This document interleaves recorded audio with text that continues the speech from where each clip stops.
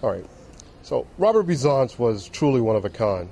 Given his long-term commitment to European social psychology and especially Polish social psychology and social sciences, I am particularly pleased to participate in the celebration of a momentous decision by his Polish colleagues, the University of Warsaw, and the Polish government in taking this extraordinary step.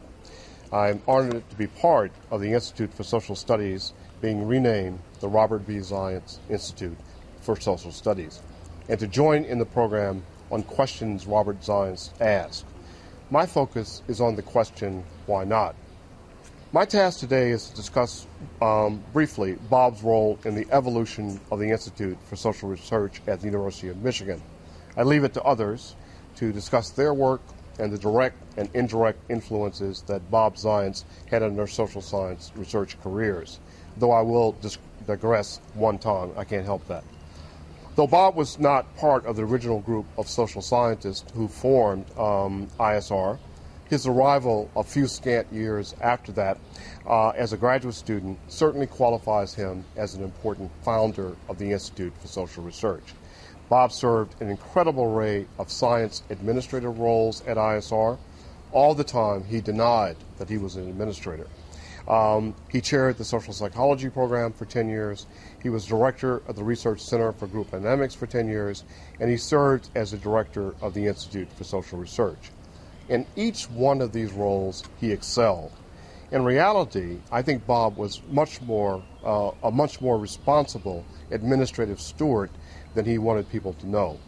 I think that in these roles, he was dedicating to furthering the social and behavioral science intellectual agenda at the UM and in Poland, and his eye rarely wandered from this prize as a science administrator. Now, I've been fortunate during my now long tenure at the University of Michigan to be the chair of social psychology, to serve as the director of the Research Center for Group Dynamics, and today I serve as the director of the Institute for Social Research. This is an exact parallel to the administrative history of Robert Zajonc. And I don't think it was planned. I did not start off thinking that I would assume all these roles. And I'm sure that this came about from his willingness to serve as a mentor to me over all of these years.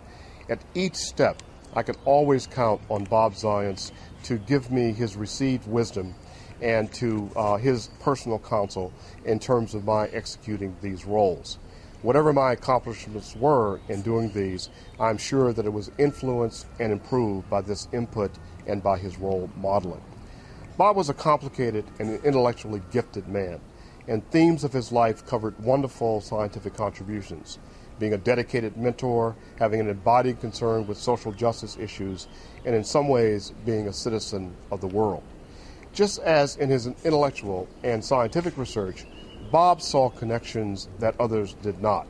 He believed himself to be a creative administrator, and he avoided any considerations of himself as a petty bureaucrat, and he was far from that. His contributions at ISR range from the incredible work on establishing a social science laboratory to the playful and having us try and find Waldo during seminars. At all times, Bob was prepared to ask the question, why not? Why can't you pay for the carpet? Why can't you make this personnel action move more quickly? Why can't you send those students to Europe for a tour? Why not do these things that improve the intellectual climate of the institution?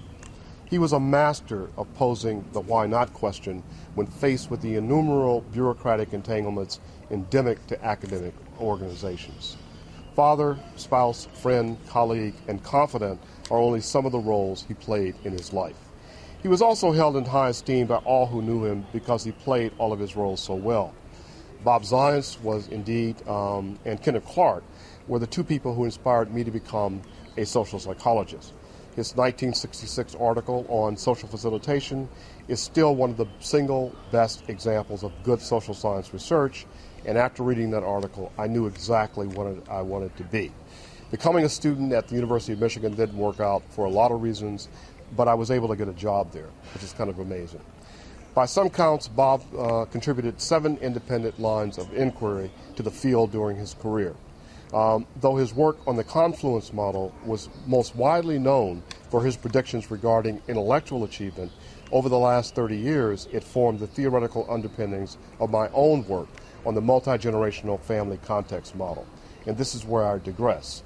In this model, we claim that if it's true that there can be multiple dimensions and types of family environments, social, economic, cultural, material, and political, environments that are not merely the sums of the individual contributors, but environmental contexts that consist of structural, social, and psychological elements that form holistic, systematic gestalts that influence each other and are influenced by individuals and collective behaviors of intersecting family members. Finally, I want to emphasize that this is a joyous occasion.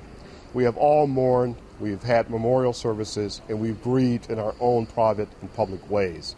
Today we celebrate something that Bob would probably be most proud, having his career, commitment to the evolution of European social science, and personal biography grounded in Poland being immortalized in the Institute for Social Studies for all time in his name. In many ways, his life has come full circle, from his formative childhood and adolescent days in Poland to the horrible challenges of his experience during World War II, to his immigration to the United States, and his intellectual nurturing and flowering at the Institute for Social Research, to his international acclaim and stardom as an academic who was truly larger than life, to this capstone of a simply remarkable career and life that brings him back to his place of birth and his beloved Poland.